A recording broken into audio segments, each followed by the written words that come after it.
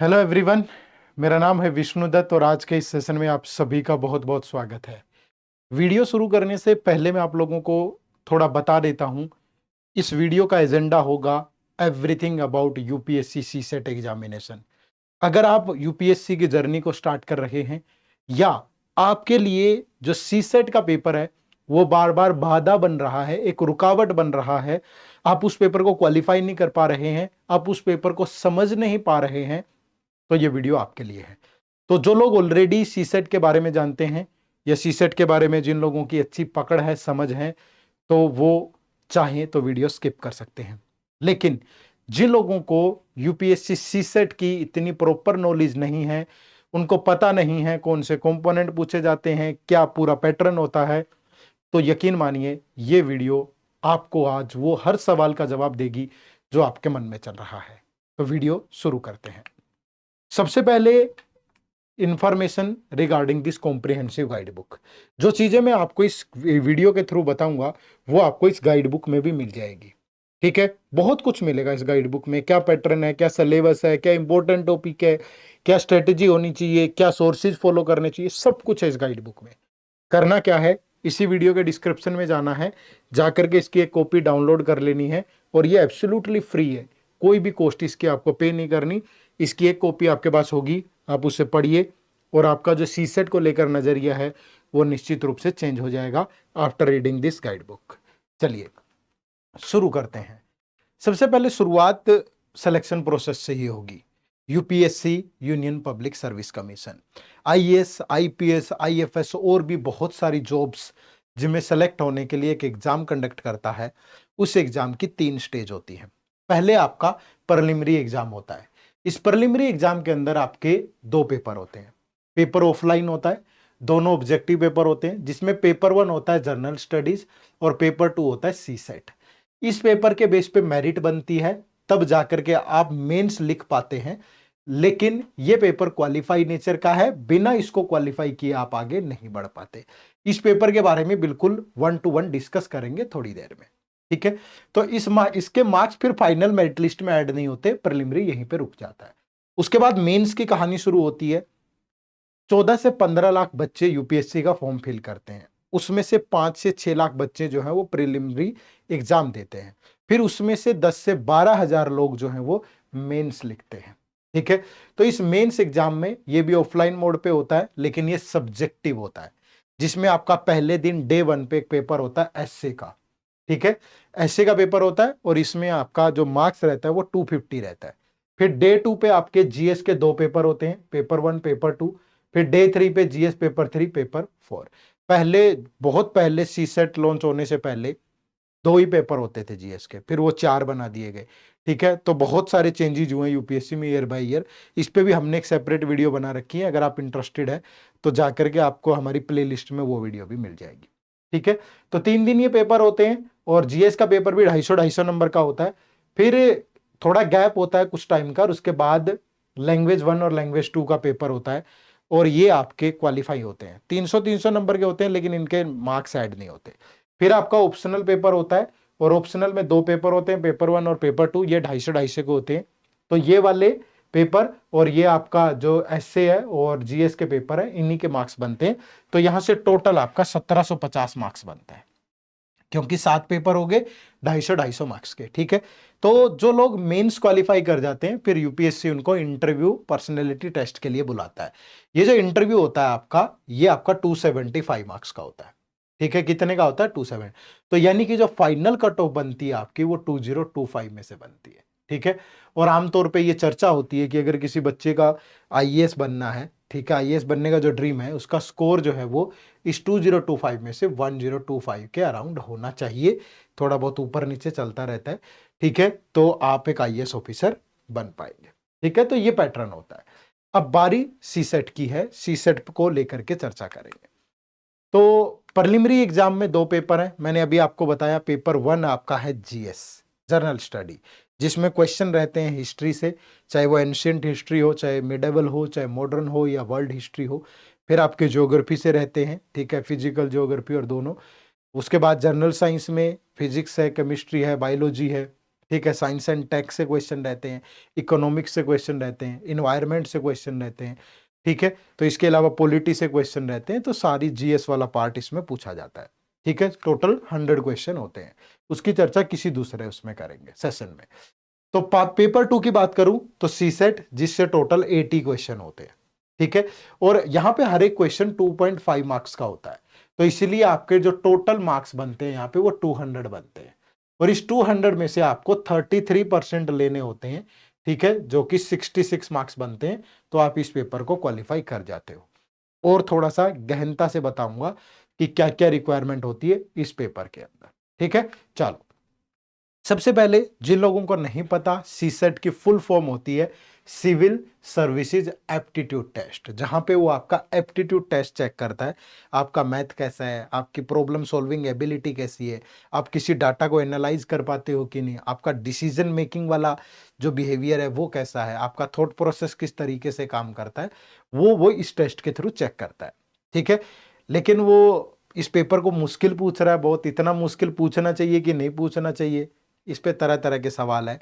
तो समय समय पे इनका जो थोड़ा एनालिसिस है वो भी होता रहता है कि सच में सीसेट का पेपर कैट के पेपर जैसे आना लगा है, और ऐसा नहीं आना चाहिए, ये हमारे हाथ में नहीं है। लेकिन जैसा पूछा जा रहा है उसके अकॉर्डिंग हम चर्चा करेंगे, ठीक है। तो ये जो पेपर आपका ऑफलाइन मोड पे होता है, पेन पेपर पे ये पेपर होता है, ठीक है। और ऑब्जेक्टिव होता है। ऑब्जेक्टिव का मतलब होता है एक क्वेश्चन आपके पास होगा और उसमें 4 ऑप्शंस आपको मिलेंगे, है ना। तो उन 4 ऑप्शंस में से एक राइट ऑप्शन आपको चूज करके जो आपकी ओएमआर सीट होती है वहां पे आपको वो राइट आंसर फिल करना होता है, ठीक है। सीसेट का पेपर क्या जब से यूपीएससी का एग्जाम होने लगा तब से पूछा जा रहा है? नहीं, सीसेट का पेपर इंट्रोड्यूस किया गया 2011 के अंदर, ठीक है। 2011 में पहली बार सीसेट का पेपर हुआ था।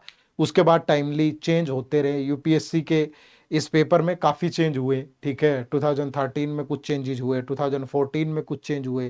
पहले आपकी एज लिमिट भी 30 होती थी, फिर उसको 32 कर दिया। पहले नंबर ऑफ अटेम्प्ट भी 4 होते थे, फिर उसको 6 कर दिया। पहले जीएस के पेपर भी 2 होते थे, उनको 4 कर दिया। पहले ऑप्शनल भी 2 होते थे, फिर वो 1 हो गया, ठीक है। तो बहुत सारे चेंज होते रहे, लेकिन यहां चेंजेस सिर्फ सीसेट की बात करेंगे। तो सीसेट का पेपर हुआ 2011 में लॉन्च, ठीक है, 2011 में। और 2011 से लेकर के 2012, 2013 और 2014 तक इस पेपर के मार्क्स ऐड होते थे, ठीक है। यानी पेपर 1 और पेपर 2 दोनों के मार्क्स ऐड होते थे, और फिर इससे मेरिट लिस्ट बनती थी, और उस मेरिट लिस्ट के बेस पे आप मेंस एग्जाम के अंदर अपीयर होते थे, ठीक है। लेकिन यहां पे जो थोड़ा लॉस होता था वो एक तो ह्यूमैनिटी बैकग्राउंड के बच्चों का हो जाता था, ठीक है। दूसरा जो एसएससी बैकग्राउंड का बच्चा था जिसकी जीएस पे ठीक ठाक कमांड थी, लेकिन वो सीसेट में बहुत अच्छा स्कोर कर जाता था, इंजीनियरिंग बैकग्राउंड टाइप कह लो आप, यस एसएससी बैकग्राउंड टाइप कह लो, तो वो बच्चा मात दे जाता था, ठीक है। तो फिर थोड़ी आवाज उठने लगी, तो यूपीएससी ने क्या किया, इसको 2015 ऑनवर्ड क्वालिफाई कर दिया कि अब आपको इस पेपर में सिर्फ 33% मार्क्स लेने हैं, जो कि 66 मार्क्स बनते हैं। तो अब आपके 200 में से 200 आए या किसी के 200 में से 70 आए, दोनों बराबर है, कोई फर्क नहीं पड़ेगा। आपको सिर्फ क्वालिफाई करना है और अगले राउंड में बैठ जाना है, और फाइनल मेरिट लिस्ट में इसका स्कोर ऐड नहीं होता, समझ रहे हो। तो ये सीसेट के पेपर के बारे में थोड़ी इंफॉर्मेशन है, ठीक है। उसके बाद अब इसका पैटर्न कैसा है। आमतौर पे जब आप यूपीएससी की नोटिफिकेशन खोलते हो तो उसमें जो सीसेट का सिलेबस दिया होता है वो मैं यहां भी दिखा दूंगा आपको। उसमें 5-6 लाइनें मेंशन होती है। Interpersonal skill with communication skill, decision making ability, logical reasoning and analytical reasoning, general mental ability, comprehension, कुछ इस टाइप की लाइनें होती हैं। लेकिन अगर मैं पूरे सिलेबस को ही डिकोड कर दूं तो इससे ये 3 कंपोनेंट हैं, क्वांट, रीजनिंग और इंग्लिश, जिनसे क्वेश्चन पूछे जाते हैं, ठीक है। तीनों में से कितने कितने क्वेश्चन रहते हैं वो सेग्रीगेशन पे भी थोड़ी देर में चर्चा कर लेंगे। तो सबसे पहले ध्यान रखिएगा, ये पेपर ऑफलाइन मोड पे होता है, पेन पेपर पे होता है, ये ऑब्जेक्टिव होता है, सब्जेक्टिव नहीं होता, ठीक है। इस पेपर में टोटल क्वेश्चन 80 होते हैं। हर पॉजिटिव क्वेश्चन के लिए, राइट क्वेश्चन के लिए 2.5 मार्क्स मिलते हैं, और हर रॉन्ग क्वेश्चन के लिए 0.833 मार्क्स डिडक्ट हो जाते हैं। यानी 1/3 आपकी नेगेटिव मार्किंग रहती है, कि अगर आपके 3 क्वेश्चन गलत हैं तो आपका जो राइट क्वेश्चन था एक, उसको 0 कर दिया जाएगा, ठीक है। ये वाला चर्चा रहती है। टोटल मार्क्स 200 हो गए, 80 क्वेश्चन 2.5 के हिसाब से, तो टोटल मार्क्स 200 बनते हैं। उसके बाद टाइमिंग कितनी होती है, तो 2 घंटे मिलते हैं पेपर को सोल्व करने के लिए। लेकिन आप कहोगे सर 1/3 मतलब क्वालिफाई करना है और 2 घंटे, तो फिर तो बहुत टाइम होता होगा। नहीं, क्वेश्चन लेंदी होते हैं, क्वांट के भी, रीजनिंग के भी, और इंग्लिश में नंबर ऑफ पैसेजेस बहुत ज्यादा पूछे जाते हैं। जैसे अगर 2023 के पेपर की बात करें तो नंबर ऑफ पैसेजेस 22 थे, यानी 18 पैसेज ऐसे थे जिन पे सिर्फ एक क्वेश्चन है, और 4 पैसेज ऐसे हैं जिन पे सिर्फ 2 क्वेश्चन है, तो टोटल 26 क्वेश्चन है। आप सोच के देखो, 18 पैसेजेस पढ़ के, 22 पैसेज पढ़ के उनको आंसर करना क्या आसान होगा। और क्वेश्चन भी ऐसे नहीं है कि स्टोरी टेलर टाइप होंगे, नहीं, आपको कंक्लूजन निकालना है। कंक्लूजन का मतलब आपको कहीं सॉल्यूशन पूछ लेगा, आपको इन्फ्रेंस पूछ लेगा, आपसे कोई फैक्ट पूछ लेगा, ठीक है, तो आपको आंसर करना डिफिकल्ट होता है, पढ़ के ही दिमाग हिल जाता है, ठीक है। क्वांट के क्वेश्चन लेंदी होते हैं, ऐसा नहीं है, ठीक है। तो 33% जरूर लेना है, 66 जरूर लेना है, लेकिन आसान टास्क नहीं है, ठीक है। उसके बाद नेगेटिव मार्किंग मैंने आपको बताई 1/3 होती है, और क्वालिफाई मार्क्स आपके 33% होते हैं। This is all about the UPSC CSAT exam pattern, ठीक है। Now coming to the segregation, subject wise segregation, ठीक है। तो यहां हमने डाटा लिया है starting from 2014 up to 2023, in which year how many question were asked from quant, reasoning and English separately. So you can see the blue line here, ठीक है, represent quantitative aptitude section, orange वाली line जो है that represent reasoning section, and grey line represent the English section. तो you can see this line, ठीक है, grey line, तो it's around 30, ठीक है, 30। तो from English section always there will be 26 to 25 to 30 question, sometime it may be 32 in 2014, but every time the questions should be 25 to 30, यही question होते हैं, ठीक है। अब बात करें रीजनिंग और क्वांट की, तो रीजनिंग और क्वांट के क्वेश्चन 2014 ऑनवर्ड लगभग थोड़ा सेम ही आते थे, 25 क्वेश्चन क्वांट के, 25 रीजनिंग के, बट धीरे धीरे ईयर बाय ईयर जब ये कंपैरिजन होने लगा तो ये जो नंबर ऑफ डिफरेंस है इन दोनों के बीच में ये बढ़ता चला गया। अब क्वांट के क्वेश्चन आते हैं 40+ और रीजनिंग के क्वेश्चन आते हैं 10 से 15 के मिडल में का, तो इतना गैप आ गया। तो do not put all your eggs in one basket, that means not be focused only a single subject. You have to prepare English comprehension, reasoning ability as well as quantitative aptitude, ठीक है। तीनों subject आपको prepare करने चाहिए, और जो difficult question है वो सबके छोड़ दो, थोड़ा सा इजी और मॉडरेट पे फोकस करो, ठीक है। बट कंसेप्चुअल क्लैरिटी होगी तब इजी लगेगा, अदरवाइज पेपर पढ़ के आपको लगेगा ही नहीं कि ये इजी है, ठीक है। तो थोड़ा सा उस पर ध्यान देना है। तो बहुत सारी वीडियोस हमने बना रखी है स्ट्रेटेजी पे, क्या पढ़ना है, कैसे पढ़ना है, कहाँ से पढ़ना है, ये वीडियो आप देखिएगा, हमारा चैनल सब्सक्राइब कर लो, आपको वीडियोस मिलती रहती है, ठीक है। ये नोटिफिकेशन का सिलेबस है कि कॉम्प्रिहेंशन है, ठीक है, इंटरपर्सनल स्किल, कम्युनिकेशन स्किल है, बट पिछले कितने सालों से यहाँ से कोई क्वेश्चन ही नहीं पूछा यूपीएससी ने, कितने सालों से डिसीजन मेकिंग का कोई क्वेश्चन नहीं पूछा, कितने सालों से डीआई पे कोई क्वेश्चन नहीं पूछा, तो थोड़ी सी दिक्कत होती है। इसलिए मैंने आपको कहा था अगर आपको ये डिकोडेड सिलेबस समझना है तो इस गाइड बुक को डाउनलोड कर लो, क्योंकि इसमें वो सिलेबस सारा दिया गया है, और बहुत सारी वीडियो हमने ऑलरेडी बना भी रखी है सिलेबस पे। आप जाओ हमारे चैनल पे, आपको सीसेट से रिलेटेड हर एक इंफॉर्मेशन मिलेगी, important topic, least important topic, ये स्ट्रेटेजी, वो स्ट्रेटेजी, सब कुछ, ठीक है। क्योंकि हमें इस पेपर को किसी के लिए भी मुश्किल टास्क नहीं रहने देना, हमने इतनी ज्यादा अवेयरनेस देनी है आपको कि सीसेट आपके लिए प्रॉब्लम क्रिएट ना करे, ठीक है जी। तो ये सारी कंप्लीट इंफॉर्मेशन थी रिगार्डिंग यूपीएससी सीसेट पेपर, ठीक है। आप इसको बेस्ट तरीके से प्रिपेयर करना चाहते हैं, हमने लास्ट अटेम्प्ट दिए हैं लेकिन आपको इसमें सफलता हासिल नहीं हो रही, तो हमने आपके लिए डिजाइन किया एक बहुत ही खूबसूरत कोर्स।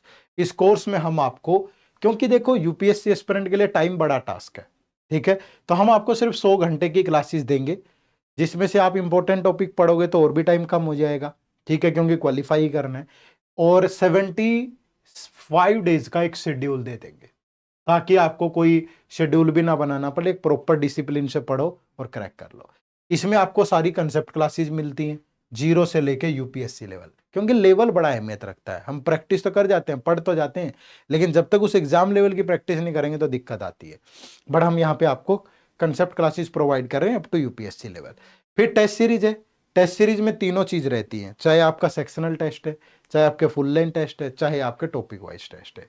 आप वीकली लाइव डाउट सेशंस भी अटेंड करिएगा, मेल के थ्रू, डिस्कशन फॉरम के थ्रू, वो तो रहेंगे ही रहेंगे, लेकिन वीकली डाउट सेशन भी आप ले सकते हो। और रिवीजन क्लासेस भी हम आपको देंगे आपके एग्जाम से पहले। यहाँ रिकॉर्डेड क्लासेज होंगी अभी और ये लाइव क्लासेज होंगी, तो रिवीजन की जिम्मेवारी भी हमारी है।